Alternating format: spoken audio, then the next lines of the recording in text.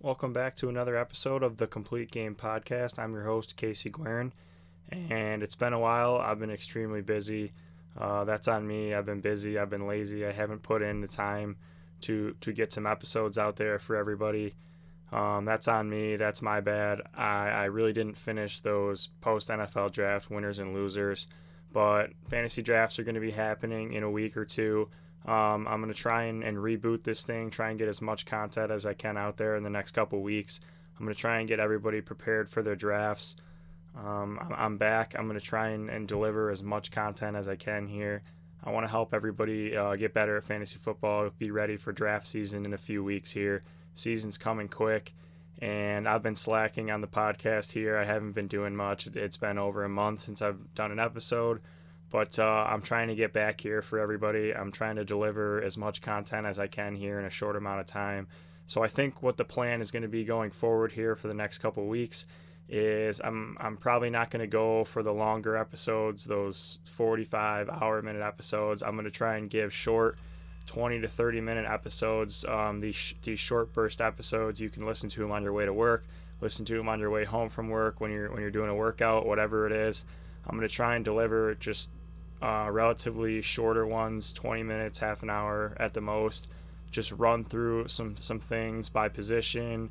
We're going to do some position by position stuff, some rankings, some tiers, some sleepers, some busts, some players that I like, some must-own players, some players you need to stay away from, things of that nature. Probably going to try and get some mock drafts in, some live mock drafts.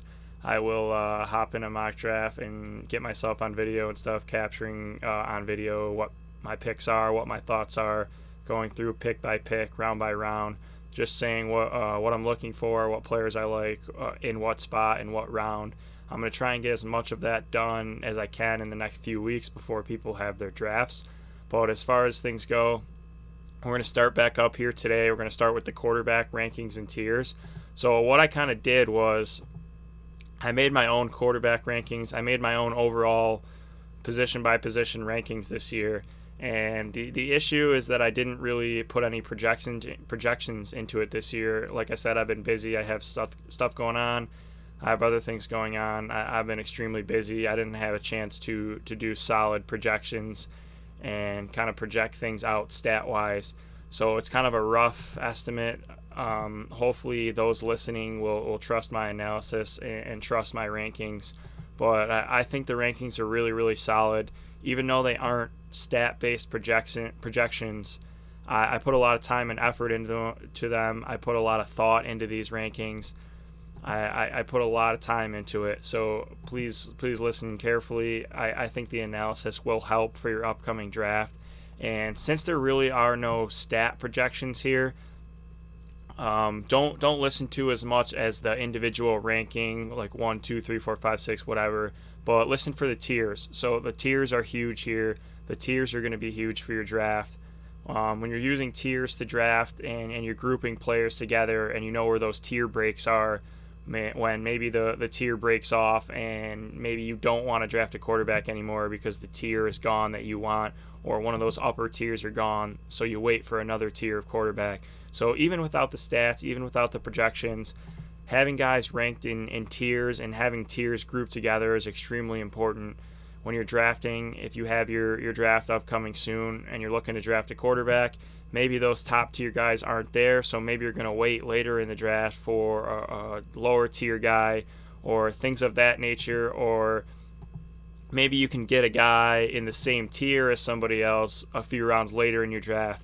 That would be awesome value. If you're getting a quarterback in the same exact tier a couple rounds later, that's a value. That's what we call a value in fantasy football. When you're getting a guy who's going to be in the same range at the end of the year, fantasy football point-wise, who's going to be scoring relatively the same amount of points, and you can get him later in your draft or something along those lines, something of that nature. That's the huge value in fantasy football. So we're going to start here. Like I said, focus on the tiers here. I'm not going to go through every single ranking individually, not 1 through 50. I have top 50 quarterbacks ranked. I'm not, or something along those lines. It's, let me check, top top 50 quarterbacks. So I have the top 50 ranked. I'm not going to go through every single one individually. We would be here way too long to talk about 50 quarterbacks straight. So what we're going to do is break it up into tiers. So like I just said previously, when I tell you the tiers, I'll tell you where the tier breaks are. I'll tell you why the tier breaks are there. I'll tell you what I was thinking in my rankings, why I separated certain guys, why I have some of the guys ranked where I do, and just highlight some of those tiers and those tier breaks, who starts a tier, who ends a tier, and why that is. So the first tier is I have Lamar Jackson in top tier number 1 by himself. I do not have Patrick Mahomes ranked in the tier 1. Lamar Jackson's my number 1 ranked quarterback. He's a top tier guy all by himself. Patrick Mahomes, a fantastic quarterback, obviously. He's the future of the NFL. He's probably the best quarterback in the league already. He's a star. He's a rising star. He's a Super Bowl winner. He's going to keep winning with Andy Reid over in Kansas City. But what Patrick Mahomes does not have that Lamar Jackson has is that rushing floor and upside. He has the floor and the upside. He's not gonna have bust weeks because he's gonna run. If he has those 50, 60-yard rushing games, that's an extra 5 or 6 points for your fantasy team. It's a cheat code to have a quarterback be able to get rushing numbers like that. Last year he rushed for 1,200 yards, which is running back numbers. So you're basically getting a running back 1 and a quarterback 1 all in one player. So I think that's kind of why Lamar should be in a tier of his own. I don't think anybody else belongs in that tier. Maybe in the future somebody could step up, but as of right now, nobody else belongs in a tier with Lamar Jackson. He's a tier all to himself. He has the huge rushing floor and the huge rushing upside. Like I said, 1,200 rushing yards last year, 36 passing touchdowns, 9% touchdown rate. Absolutely ridiculous, fantastic. One of the best seasons we've ever seen in fantasy. Really up there, one of the best ever. And going forward into 2020, what you could see happen is you could see the rushing drop off a little bit, just because the defenses aren't that great year over year. You're not going to be winning as much as they were every game all year.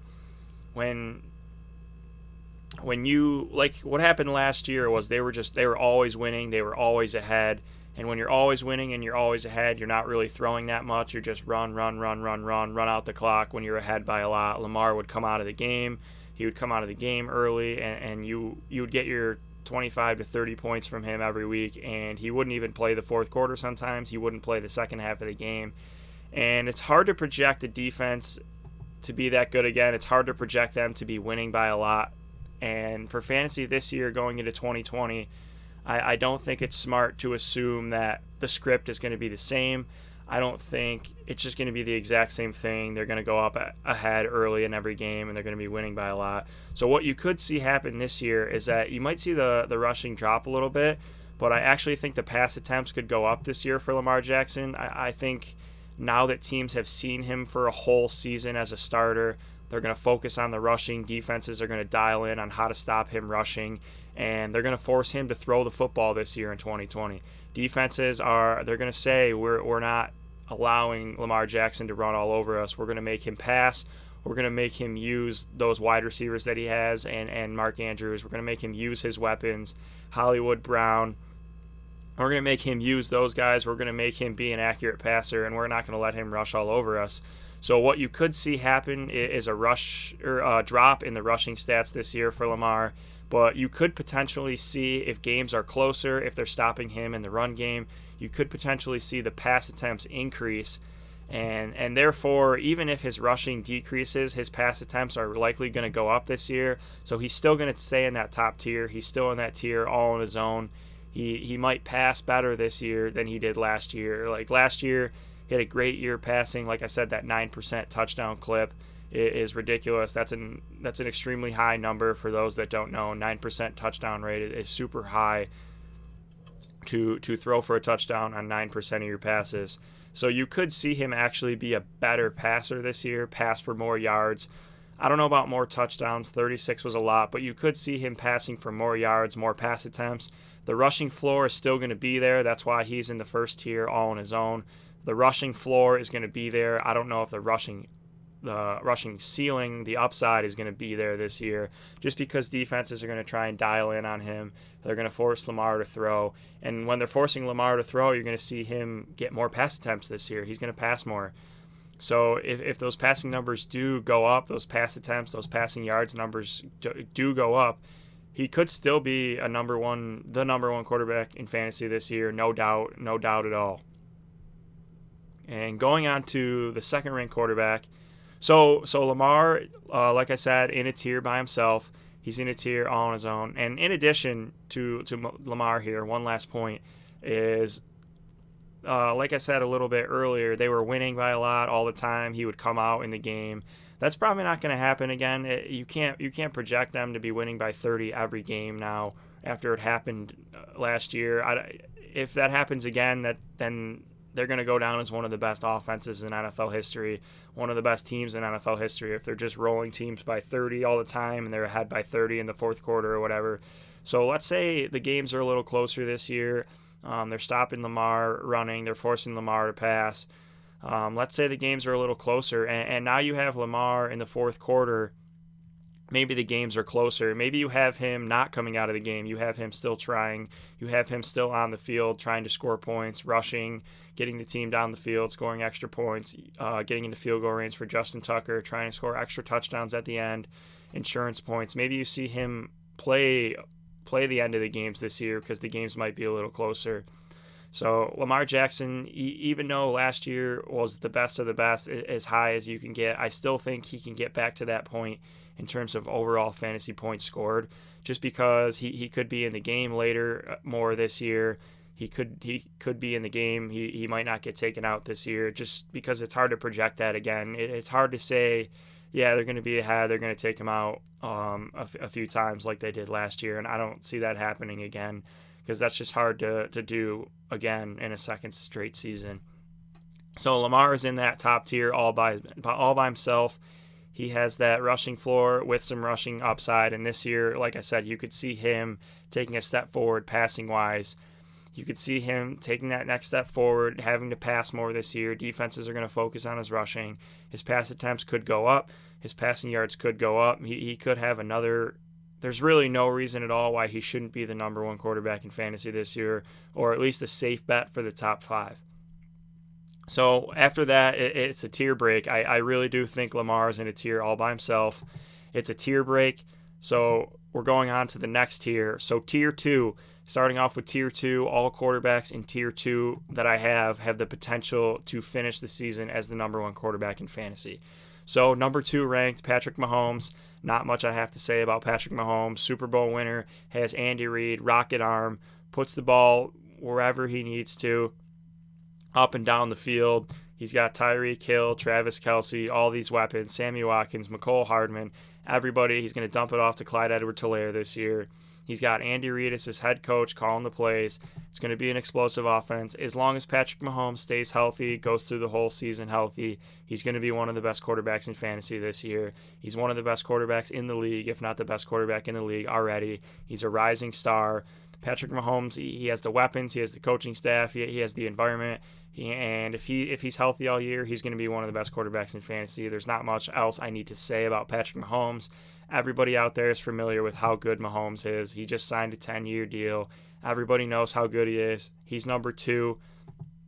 But I actually don't... I like Patrick Mahomes, obviously. I like him in fantasy. I have to rank him number 2. But he doesn't have the rushing that some of these other guys do. So going forward, at number 3, I have Deshaun Watson. Number 4, I have Dak Prescott. Number 5, I have Russell Wilson. Number 6, I have Kyler Murray. So all these other guys kind of have a little bit more rushing upside. And you actually did see in the playoffs, you saw Mahomes running a little bit. You saw him scrambling and gaining yards. But I don't think they're going to want their franchise quarterback to be doing that in the year. I don't think Andy Reid or the front office wants Mahomes scrambling around, taking hits during the season. He was injured a little bit last year. They're not going to want him to get hurt. So he is that pocket passer that, for the most part this year, he is more a traditional pocket passer. He'll get out, he'll scramble, he'll do sprint outs and things like that to get open or to rush out, leave the pocket, to find his receivers open down the field. But these other guys in this tier have that rushing upside, that 50, 60-yard floor every week that's going to give them those extra fantasy points towards the end of the year. They're probably going to rush for some touchdowns too. So I wouldn't be surprised if Patrick Mahomes gets overtaken in that 2 slot by the end of the year. To have Patrick Mahomes finish second in fantasy this year, he would need to have another 45 to 50 touchdown season, throw for 5,000 yards. Since he doesn't have that rushing, his path to a top quarterback in fantasy football is the passing, obviously. It's the touchdowns and the yards. So with these other guys below him that have that rushing, I actually don't know if I would be selecting Mahomes super high. If Mahomes in your draft slips to round 4, round 5, obviously you can take him there. But I actually prefer some of these other guys over Mahomes in fantasy. These guys with the rushing stats, who can rush, who can give you that rushing floor, are almost cheat codes in fantasy. It's that extra safe floor every week, as I've been saying throughout the podcast so far. It's that extra safe floor, that extra 5, 6, 7, 8 points, and possibly a touchdown every week that you're going to get. Where, let's say Patrick Mahomes isn't rushing this year, they want to protect him. Let's say he goes out there and has a dud week, only throws for 200 yards, maybe 1 touchdown. That's not that many fantasy points for the week. But let's say Russell Wilson goes out there, throws for 200 yards, 1 touchdown, but has 80, 90 rushing yards. That's that extra 80 to 90 points that's going to help save your week so you don't get screwed and lose your week because your quarterback had a bad week. So number 3, Watson. I still love Deshaun Watson. I really do. I think Deshaun Watson is still going to have a good year. They put a few new guys on the offensive line last year. Laramie Tunsil. They had a rookie last year, offensive tackle, offensive guard. He's going to take the next step in his second year. He's gonna progress. I think Howard is his name. I'm not sure off the top of my head, but they drafted a first round offensive tackle last year. He's going to take that next step. They have Laramie Tunsil. They have 2 good offensive tackles. And I still think Deshaun Watson is going to be a great quarterback in fantasy. Deshaun Watson loves to throw the ball deep down the field. He loves to stretch the field. And now all he has is field stretchers. He's got Brandon Cooks. He's got Will Fuller. Will Fuller is going to be a huge value in fantasy there this year. He's got Stills. Stills actually did not pass his physical. I don't know what his status is in terms of playing, but he has Cooks and Fuller now. Randall Cobb is going to be a value in the slot this year in Houston. His weapons still aren't terrible. We could see a situation where Fuller gets hurt, Cooks gets hurt, all these guys get hurt, and Watson has absolutely no weapons at all. But assuming everyone's healthy going into the year, I have Watson ranked 3rd. Watson's going to throw the ball down the field. He's going to throw it deep. And with those guys stretching the field, let's say the defense is in man-to-man coverage, the receivers are running deep, man coverage, those guys are running with the receivers. Almost like Madden a little bit, where you're running 4 verticals and then you just run out and sprint with the quarterback and just sprint for 10 yards, 15 yards, whatever, because all the defenders got taken out because of the receivers going deep. So you could see him have great rushing stats this year too. He's a great scrambler, great deep ball passer. So with those deep balls, he could throw for a lot of touchdowns this year. He could throw a lot of deep touchdowns this year. And with those deep touchdowns, he can have that rushing floor as well. And I still think with even with the weapons that he has, even with Bill O'Brien, I still think Deshaun Watson is one of the best dual threat quarterbacks in the league. Still have him 3rd ranked. I'm still a huge believer in Deshaun Watson. If Deshaun Watson's there in the 5th round of my draft, I've been trying to go get him. I think people are sleeping on him a little bit. I'm still trying to go get him. So next, Dak. Dak had an unbelievable breakout season last year with Kellen Moore, the new OC, and with Jason Garrett gone now. You're seeing them spread the ball out more, pass the ball. They're not run heavy anymore. The offensive line's still great, but now you're seeing Dak pass more. The pass attempts are going up. The yards are going up. He has Amari Cooper. He has Michael Gallup. He has CeeDee Lamb, one of the best wide receiver cores in the NFL. Dak's a smash this year, most definitely a smash. Just with the way we saw the pass attempts go up last year, Dak has the potential to be number 1 fantasy quarterback this year, no doubt at all. Russell Wilson, at number 5. So Russell Wilson has 3 straight seasons in the top 10. Russell Wilson's your safe pick. Russell Wilson, all he has holding him back from being the number 1 quarterback in fantasy is the pass attempts. They run. Brian Schottenheimer in Seattle, all they do is run. First down, second down, run, pass. And if those pass attempts go up for Russell Wilson, any year that it happens, if nobody knows when or if it's ever going to happen, but if it were to ever happen that Russell Wilson gets to throw the ball a ton, he's going to be the number 1 quarterback in fantasy, no doubt. Number 1, number 2, number 3 in that top 3, no matter what. He for sure is. He's a safe option. He's your safe pick. Like I said, he's been top 10 the last 3 years. He's a safe pick. He's a safe bet, and that's why I have him top 5, just because he's a safe bet. Number 6, I have Kyler Murray. I'm high on Kyler Murray, but I'm not putting him top 5 in my rankings. He's only going to be a sophomore or second year, however you want to word it. It's only going to be a second season. Obviously, he has Cliff Kingsbury. They're going to try and run the most plays in the league. They're going to pass a ton. His pass attempts are going to be high. He has Hopkins. He has Kirk. He has Isabella. He has all these guys, Kenyon Drake out of the backfield. They added an offensive lineman for him to protect him. Kyler Murray, there's no reason why he can't go win the MVP or go be the number 1 quarterback in fantasy, just because he has the weapons. He plays on turf. He plays indoors. He has a solid coach from what we saw last year. They're going to pass a lot. The pass volume is going to be there. He has the rushing upside. He has the rushing ceiling. So I can't rank him above these other guys that we've seen do it for a couple of years, but he definitely slots in right underneath those guys as somebody who can definitely finish as the number 1, number 2 quarterback in fantasy this year if everything breaks right and he continues to be super accurate, and if he starts running all over the place as well with all the new weapons that he has too. So after Kyler Murray is a tier break. So now we're moving on to tier 3. Tier 3, solid floor, but not enough ceiling. So these are guys that are likely going to finish 7 to 12 range, 7 to 15 in that range. I have ranked right here 7 to 11. So I have 1, 2, 3, 4, 5 quarterbacks in this rank. So these are guys that probably aren't going to be top 5, but they're not going to be... They have a solid floor. The floor is there. They're consistent. You know what they're going to get for the most part.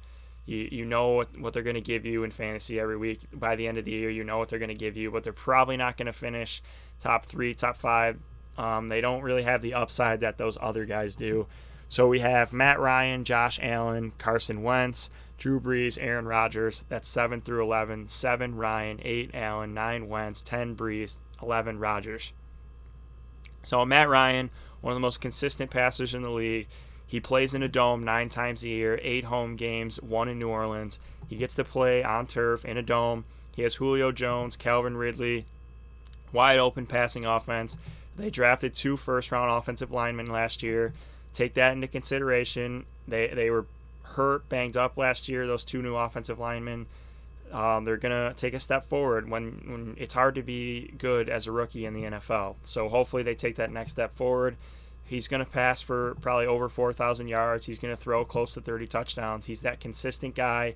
I don't think he's that MVP quarterback anymore without Kyle Shanahan, but he's still going to give you over 4,000 yards, probably around 30 touchdowns, possibly even more. He still has the weapons, still plays in a dome, still plays in the NFC South with not that good of pass defenses. Matt Ryan, he's really, really close to being in that top tier, but I think those tier 2 guys have the potential to be number 1, and I don't really think Matt Ryan has the potential to be number 1. I think he's that next guy in that to start this tier 3. I think he's that next guy who's probably not going to finish number 1, but he's definitely going to finish really high.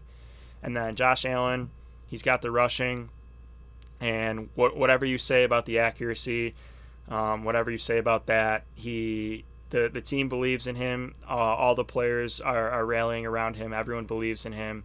He's got Diggs now. He's got Zach Moss out of the backfield with Singletary. He has better weapons. He has a decent offensive line, not great, but decent. They have invested into Josh Allen. They've invested into the weaponry. John Brown, Cole Beasley, Stephon Diggs. They're helping him out. They're investing in weapons for him to be successful. He still has that rushing floor as well. Hopefully, as a Bills fan, they have Zach Moss take some of the load off of him.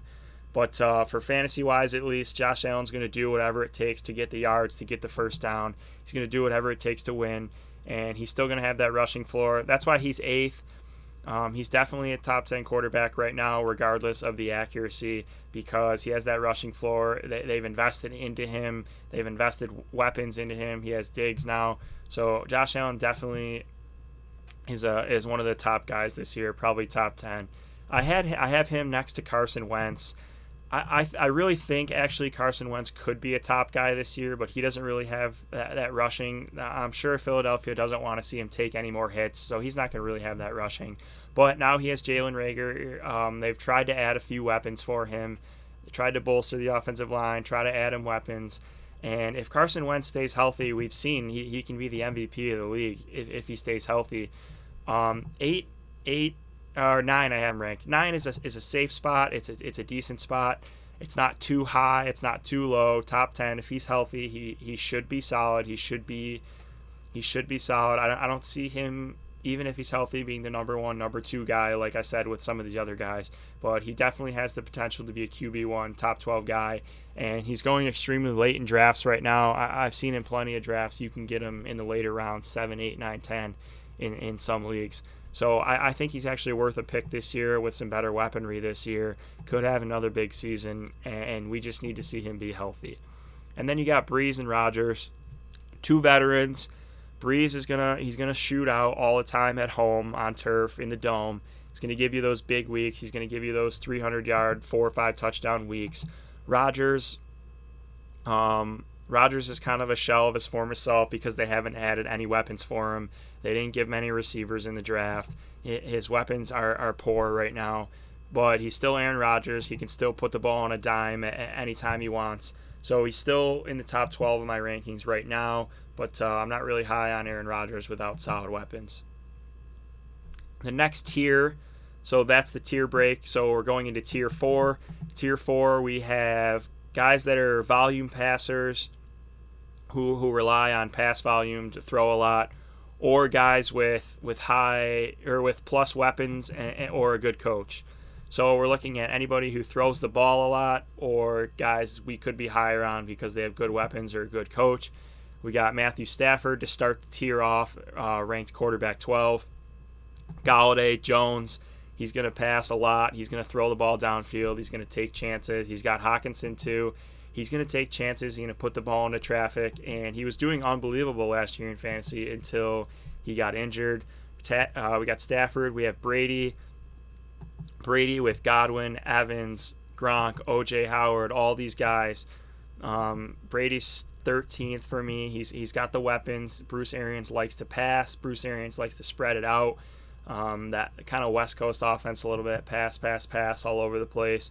So I still think Brady he's definitely still a solid fantasy option, especially now that you can get him late in drafts. He's definitely still a solid fantasy option. Next, we have Goff on the Rams. Goff, like I said about this tier, volume driven. We're hoping he passes a lot in that McVay offense. He has Sean McVay. He highlights this tier kind of. He's like the poster child for this tier because he has the volume and the coach, but we don't really believe in the talent. We have Mayfield 15th, Big Ben 16th, Kirk Cousins 17th. Big Ben, volume, if he's healthy, he's going to pass all the time. He's going to be one of the leaders in pass attempts. Mayfield, I think, could be super efficient this year. They're going to run the ball a lot more, but he could be efficient on play action. He still has Odell. He still has Landry. He's got Chubb and Kareem Hunt. He's got Austin Hooper, David Njoku. So the weapons are there. So there's still no reason, even after last year's flame out, that Baker Mayfield still can't be a top QB in fantasy, top 15, top 20 maybe. Be a solid option for your team if you want to draft him late. Kirk Cousins, everyone loves to rip on Kirk Cousins. But 3 out of the last 4 years, he's been a top 15 QB. Probably not going to give you huge weeks, but he's going to be that consistent 20 points per game in your lineup. He's probably not going to bust most of the time, but he's probably not going to put up any boom weeks either. So Cousins at 17 breaks the tier onto tier 5. So tier 5 at rank 18, we have Ryan Tannehill starting it off. Tannehill, Daniel Jones, Jimmy G, Cam Newton. We have guys that could be more. They could potentially be more. They could be higher. if they get the pass volume. They're kind of volatile. The Titans are a run-first team. We don't know how much Tannehill is going to pass. Daniel Jones, I want to rank him a little higher because he passes a lot, actually, but he's volatile. He could throw for 5 touchdowns or 5 interceptions and fumble twice in any given week. We have Jimmy G, who 49ers are a run-first team. We could see him go higher too, but he's a pocket passer on a run-first team. So I still like Jimmy G, not too much. I don't love Jimmy G, but he's definitely a solid option. You can lock him in almost like Cousins for 20 points-ish, but he's on a run-first team. With the Cousins ranking actually going back to him at 17, I think they lost 2 corners. They lost Everson Griffin, some of their best pass rushers, so they could be losing a lot this year. So Cousins, the pass attempts could be forced to go up a lot. They could pass more this year. They might not be able to just run all the time with Dalvin Cook because they're probably going to be losing a lot with a depleted defense. So that's why I had Cousins up there, ranked a little higher above these guys. Cam Newton, he's got the best coach in the NFL. Hopefully he's healthy. He hasn't played in a while. Go get Cam Newton in your league. Cam Newton's going to be one of my most owned players this year just because you can get him so late. He has the rushing. He has the top 5 QB upside. If he's rushing, he's going to give you a weekly floor. He has the best coach in the league now. And it may not seem like it, but actually with Julian Edelman, N'Keal Harry, Cam Newton might actually have the best weapons he's had in his career with the best coach. So if he's healthy, there's no reason if he's the starter that he can jump to that top 5, top 10 range once again. But he ends this tier. Next, we have tier 6. So tier 6 is average starters. They could have upside if the weapons and the performance align. So if they use their weapons and they have a good year, they could be relevant fantasy options. Leading off the tier, we have Teddy Bridgewater. He has DJ Moore, Curtis Samuel, Robbie Anderson, Christian McCaffrey. He has all these weapons. He's a super accurate passer. He's going to deliver the ball accurately. Maybe not deep down the field, but definitely in the intermediate to short areas. He could give you a solid floor. He's not going to have a lot of upside, but he could be a great late round quarterback, maybe second bench quarterback option. He could have a really solid year this year, actually, just with the weapons that he has. DJ Moore, probably my favorite receiver in the NFL right now. Curtis Samuel, great speed. Robbie Anderson, great speed. McCaffrey, obviously the best running back in the league right now.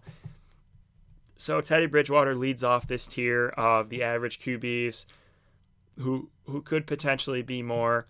So we have Minshew. Guys like Gardner Minshew with Chark, they could be losing a lot. He could have to throw a lot. Drew Lock with the upgraded weapons. Joe Burrow, ranked 25th. He has all these weapons. T. Higgins, A.J. Green, Tyler Boyd, John Ross, all these guys he still has. I don't know how good he's going to be right away without training camp and preseason, but it's hard to, you can't ignore the best quarterback season in the history of college football, and he's stepping in with Zach Taylor. And actually, if you look at what Zach Taylor did last year, the offense was predominantly 3 wide receiver sets, just like the Rams. Zach Taylor came from Sean McVay. He's under the Sean McVay coaching tree, and what you saw last year is that they actually tried to run the offense a lot like the Rams offense. They have 3 receivers on the field all the time, and in 2020 you're actually going to see that change with the Rams, but you're not going to see that change with the Bengals. They're going to pass. They're going to have 3 receivers on the field all the time, and you're going to see Joe Burrow get the chance to just go out there and sling it for his rookie year. So he could actually end up being fantasy relevant. Maybe it's going to take some time, but Joe Burrow could have a pretty solid rookie fantasy season. You have Sam Darnold, Derek Carr, Phillip Rivers, Dwayne Haskins. Haskins ending the tier. All guys that we're really not excited to put in our lineups. They're average guys at best. We're probably not starting them. They're probably bench guys, or we're taking them in the last round of a super deep league or things like that. Just average to above average guys, nobody we're really excited about. Haskins ends that tier. So we're going on to tier 7. Tier 7 is it's fringe starters. Fringe starters and backups who could potentially see more playing time. So we have guys leading off the tier. We have guys like Tyrod Taylor, who's probably going to start but probably won't finish the season because of Justin Herbert. We have guys like Ryan Fitzpatrick, who are going to start but probably not finish the season. Nick Foles, Mitch Trubisky, back-to-back. We don't know who's going to start. We don't know if that starter is going to play the whole season. We have guys like Tua, Herbert, Jarrett Stidham. We don't know if they're going to start right away. Probably not, but we could definitely see them getting time.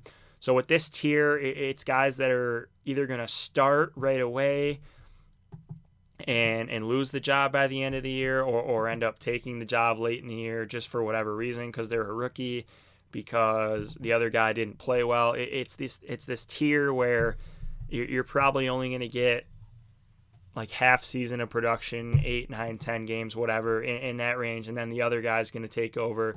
So we have to rank them low, assuming that another guy is going to come in and play the quarterback position at some point in the season. And then at the end, we have Tier 8, which is going to be pretty much all our backups.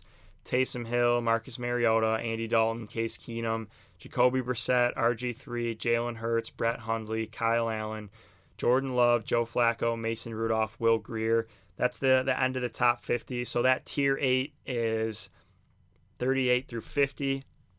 So going back to the top, I just want to reiterate why doing tiers is so important. I actually did end up saying all 50 names in the ranks. I didn't go say 1 is this guy, 2 is this guy, 3 is this guy. I did for the first few quarterbacks because they're really important, but I didn't do it later at the end towards the bottom tiers. But I really just want to reiterate why tiers are so important.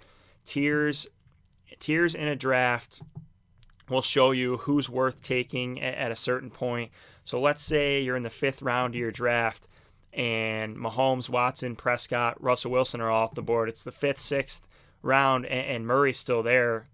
Kyler Murray, you could say, I can still get a Tier 2 quarterback in that second tier that I have who could be the number 1 quarterback in fantasy. I'm going to push the button on that guy. But let's say your league is going quarterback heavy. It's round 6 or 7. Matt Ryan's still on the board, but Matt Ryan's the first guy in Tier 3, and Aaron Rodgers is the last guy in Tier 3, but none of those Tier 3 guys have been taken, and it's round 6 or 7. You can kind of wait in your draft. You can wait that extra round or two, and you can push the button on a running back or a wide receiver, somebody with some upside, somebody that's going to help your team week to week, and you can almost wait to the end of that tier, because what a tier is guys grouped together that are going to produce similar numbers. They're very similar. What they're going to do fantasy football number wise are going to be very similar. By the end of the year, they're likely going to be around the same finishes. So if you can there's no reason to reach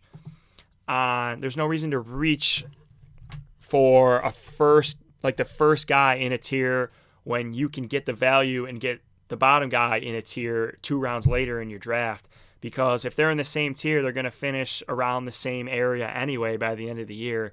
So why would you take a guy that's similar 2 rounds earlier when you can take a running back or 2 running backs or 2 wide receivers or whatever, and then 2 rounds later after you have your running back and receiver, you can get a guy in the same exact tier who's going to put up similar numbers. So that's why tiers are so important, and that's why I wanted to get this out there. Like I said, I don't have the stat projection rankings, but I think these tiers are extremely, extremely important. I think you should listen to this and have the tiers in your mind. Maybe even try and make your own. Have the tiers in your head before you draft, at the draft. Have the tiers at the draft while you're doing it so you can find those values. Knowing when guys in a certain tier are still available or when the tier breaks off and maybe you wait on a quarterback or wait on a position, knowing all that stuff will give you extreme value over everyone in your league. That's how you win fantasy football. That's how you win your draft. Is value. It's who's going to find the most value later in the draft, in the middle rounds, in the late rounds.